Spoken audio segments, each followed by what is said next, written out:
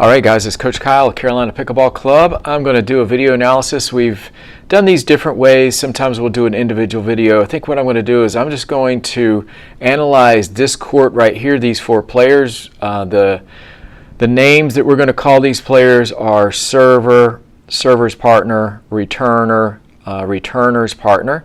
So the first thing that we're going to do is we're just going to make sure everyone's in the right positions.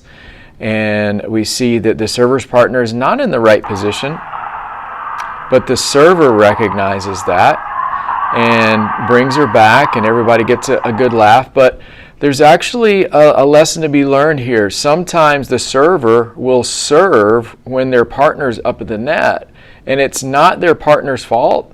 It's really the server's fault. So it's really the server's job to make sure that their partner is in the right positions, because you control the pace of the serve. You don't want to serve when your partner's out of position.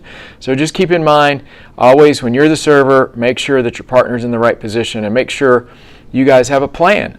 What is that plan? Mainly for me, it's, as you get advanced, you might talk about where you're going to place the serve, but I think the main thing is, what's your third shot strategy going to be? You guys are going to drop, you're going to drive, you're going to lob. Some players like to drop if they're inside the blue. Some players like to drive if they're behind the blue. So it just kind of depends.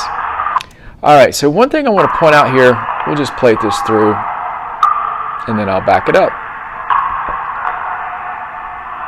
All right, good shot. Nice point there. All right, so I want to back it up.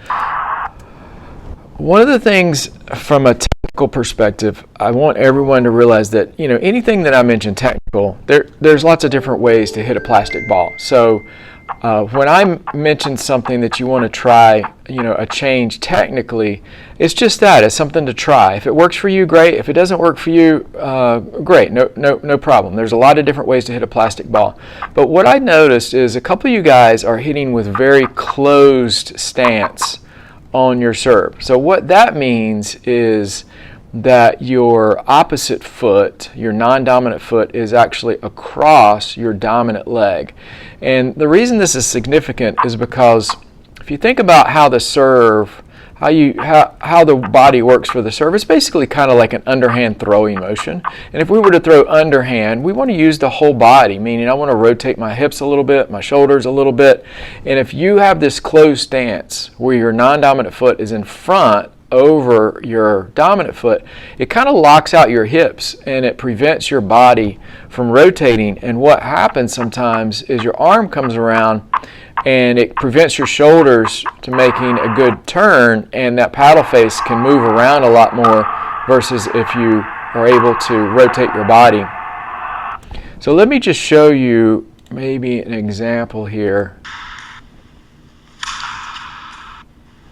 So if we stop, you see how my dominant side foot is on the right. So this is called a semi-open stance. And that allows my hip and my shoulder to rotate through the shot. Whereas if my left foot was over here in front of my right foot, it'd be really tough for me to rotate my body. Here's another view. See how that side of the body is able to just freely rotate around, and I'm pivoting on this foot.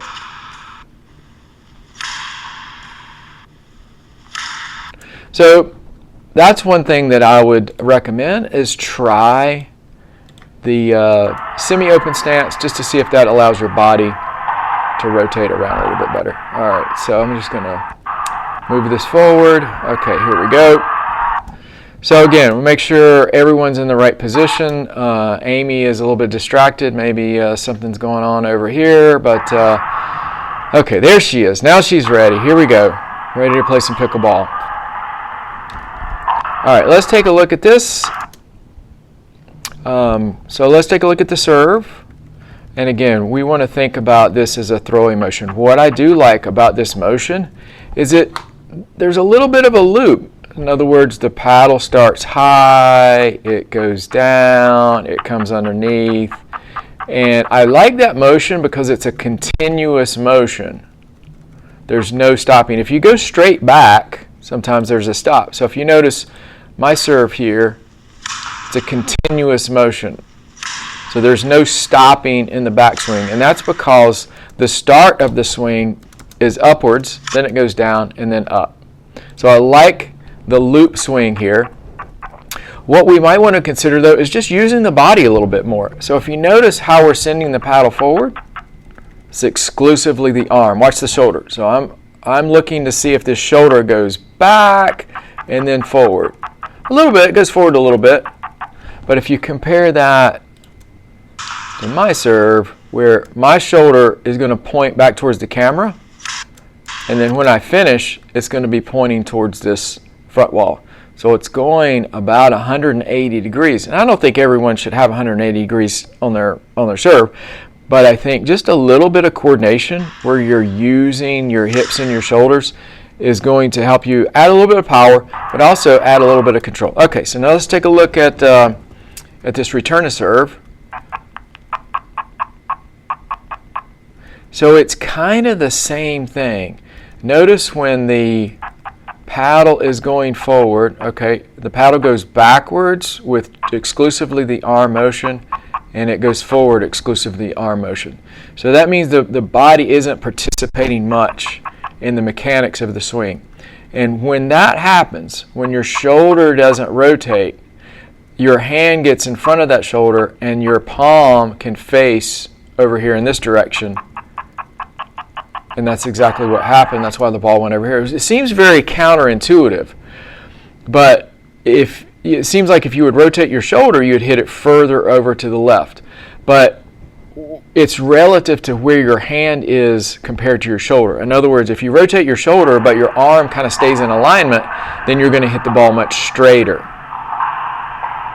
All right, let's take a look at this point here. So same thing on the footwork on the serve. See how this foot is over your dominant side?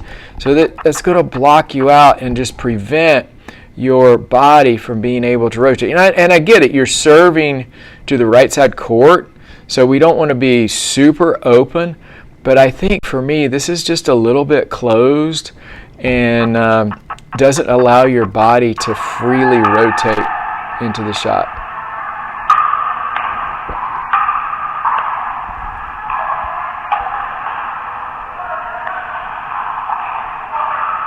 All right, let's go back.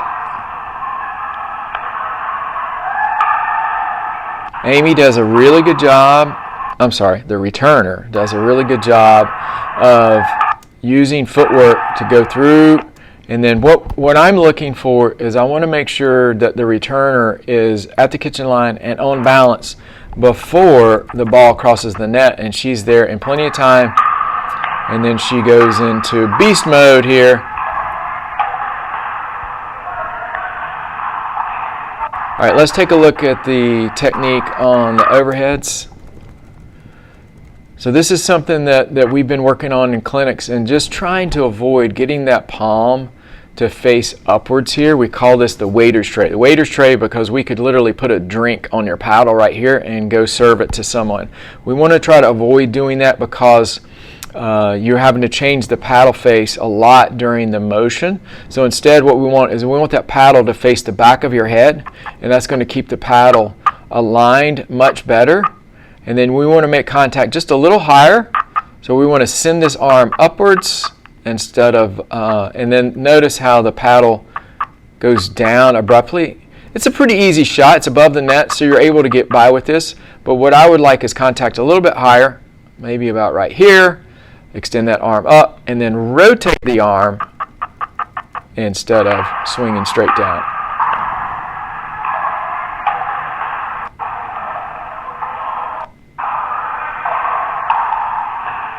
All right, we're just going to the next point. Wow, great lob.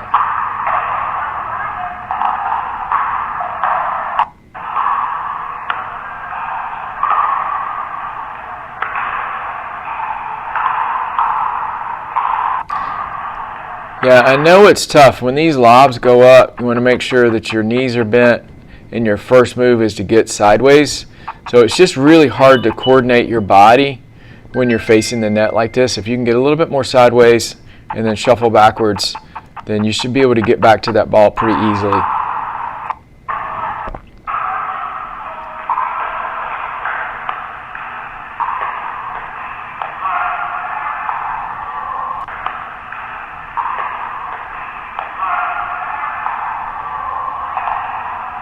Yeah, some people would say, oh, you ran through this shot.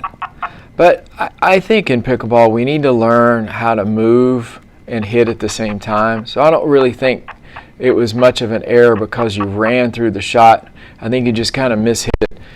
Your contact point was actually pretty good out here in front, but I think this just hit the handle and shot off to the side here. All right, we're going to do another check, make sure everybody's in the right position.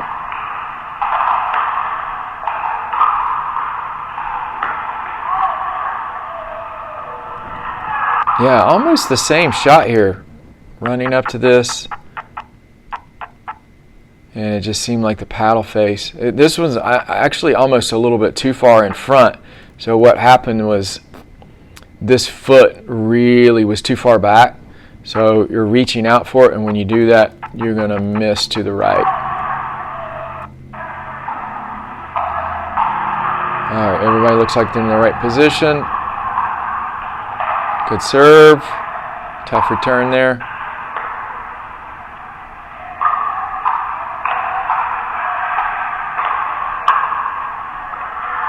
All right, let's take a look at the return. Good serve, nice and deep serve. And I know when the serve is deep like this, it's hard to get the feet organized. But one thing, we want to try to use our footwork when we're returning serve. That way we can gain a little bit more ground. Did a good job of getting back neutral, just kind of popped that last ball up. But I actually have a web page here that I made on return of serve. And there's, I don't know, 3 or so footwork patterns. So here's one, it's called the hop step. And you'll see a lot of times players will use this when the ball is in front of them and it's short and they want to be sideways on the hit, so where they're hitting off the front foot here. So just a quick little demo. And then this is one that is used a little bit more common, and basically it's called a transfer step. And that's when we're going from the right to left, and we're transferring that weight from right to left. So let me back it up here. All right, so this is a ball that crosses my body. I'm going to use my right foot to set my alignment, and then I'm going to transfer forward and to the left, so I make sure that I'm heading up to the middle of the kitchen line and split. And the last one is a little bit, I guess a little bit more complicated. It's called a cross behind step, and this is a situation where, I don't know why that keeps popping up, where you're hitting a backhand, you need to be sideways, but you want to continue to go forward. Watch this in real time. It's called a cross behind step. And then here's a little clip of that transfer step where you don't have to go step out. You just kind of reload on that right foot and go forward. So I have things like this. I also have little Giphy files, so we can look at some pro pickleball footwork patterns. Let's see. One of my favorite ones is this one. And this is that crossover step. So this is when a ball comes to you and you need to get your right foot out of the way. So I have a serve and return clinic coming up. And this is one of the things that we're going to be doing, is working on the serve mechanics and also the return mechanics, as well as the footwork. And we're going to practice these footwork patterns. That way you can just do it naturally on the court. So here's another one. And this is the backhand where she's loading on this left foot, loading on the dominant side, and then hitting and stepping forward. So if we go back to this video, this is kind of relevant, I believe, for this one. So it's a backhand, But as you see there's no weight on this left foot, so it's hard to step forward because you need to be on the left foot to step forward because you're pivoting on this foot. So you can't step with this foot because this foot's de-weighted. Does that make sense? Let's go back and look at it again, just so we're clear on this. See how she loads on this left hip and left hip, left hip and left foot, and that allows her to swing and step almost simultaneously. So she's able to get forward momentum going much better. But when you take weight off this dominant side as part of your hit, like this, you can just kind of see how this leg lifts up. You got nothing to step from. So then you have to regain your balance. And at that point, it's probably not worth running up because you're going to get caught in transition. All right, so let's go through a few more. So let's talk a little bit about tactics. So I like that on the third shot, the server seems to be targeting the cross-court player because they're not quite up at the line yet. But I think when we have a ball like this that's short in the court, we got to do a little bit more with this because this is an opportunity. When the returner is stuck back in this transition, we've got to get the ball in this space right here and make it challenging for them, get it down at their feet. But it's just not quite low enough in cross court, and it gets intercepted by the returner's partner. And then if we watch this paddle face, it just is on and off that target line. So what we want to do in a case like this is when we're going to contact, we want to make sure that we lead with the handle a little bit more, because once we stop moving that handle, then the paddle face comes around, and that's when the ball goes sideways. Good serve.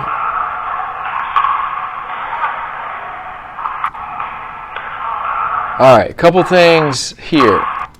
Let's go back to the return. All right, so what are we looking for? We're looking for the returner getting on this dominant side foot, and you can't really see it. I don't know if that's in view or not, but I see that right knee kind of lifting up, and when that right knee lifts up, that means there's no weight on that right leg to push off. So again, kind of get stuck back here. But as the returner's partner, we need to be aware of where our partner is. And obviously on the video, it's going to be super simple. If you look, where should this player hit the ball? Well, there's this giant gap here that could you drive a school bus through.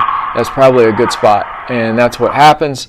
So when you're the returner's partner, your partner struggling to get up, that's when you want to slide over and kind of help them out, especially since this is a backhand.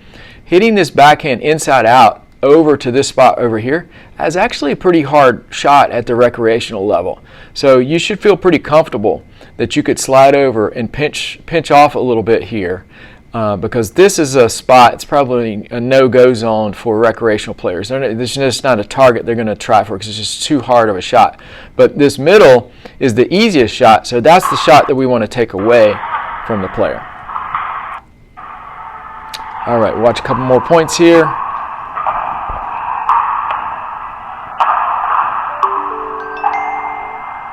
So great serve. Well, I don't know. It's hard to tell if it's in, but it was called in. Yeah, I think it was. I think it hit the line. So that was a nice deep serve. And then server's partner just wasn't quite ready for this ball. I think they were thinking it was going out, and then it lands in, and then just had to make a last-minute effort to try to make this ball. So on this backhand, we want to prepare a little bit earlier. I think she thought the ball was going to go out. It lands in. But instead of swinging around like this, we're going to just lift. We're going to go up to contact, so we've got to get the paddle underneath the ball a little bit and then swing upwards. It's just really hard to control the ball when the paddle is swinging across the target line like this. So just remember, try to swing a little bit more to the outside to allow that paddle to go upwards.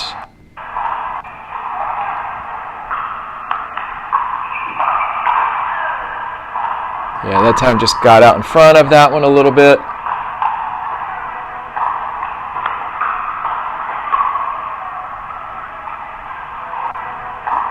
So similar situation here where just didn't quite have, well, I take that back. I think the paddle was below here. I think what happened was the paddle face was just a little bit closed compared to the swing speed. And that's something we have to realize, that this technique in this trajectory of the arm and the paddle face angle would probably work if the swing was a little bit faster. So if it's a little bit slower, you're going to have to angle that paddle face up just to get enough lift on the ball to get it over the net. That time just a little bit late and getting the contact point a little bit behind you here, and then that's why the ball went out.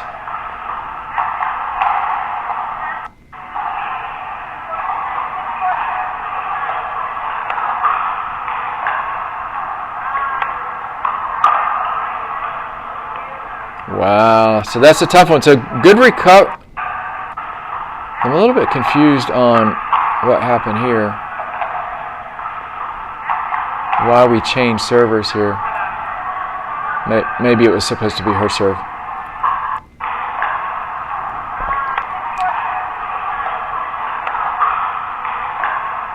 All right, so good awareness of making this ball. And I think normally this would be the left side player, but I think what happened was after the server kind of drifted over here. I'm not quite sure why, but server's partner was aware of that and was able to slide over and take this with their backhand.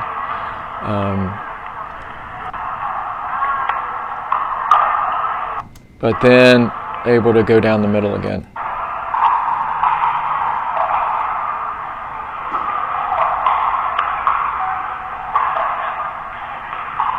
Yeah, again, a little bit late. Server's partner on the third shot here. So here's the timing that I'm looking for. We're going to break this down. So here's the return. So the time between the ball leaving the paddle and crossing the net about right here is when we want to start getting the paddle ready. And it's starting, but it's just a little bit late, and you notice all of this backward movement with the arms. So what I would rather you do is just use your body to rotate and get your feet aligned. So you just got a little bit too close to this one. It didn't have enough space. Got your feet stuck, and then that's why the ball went out to the left. So hopefully this is helpful. Again, if you guys want to work on serve and return, we've got a class specific to that. I think it's on Tuesday nights. But if you have any questions about any other things, if you've watched any of the other videos, please let us know. Coach Kyle and Piper here at Carolina Pickleball Club.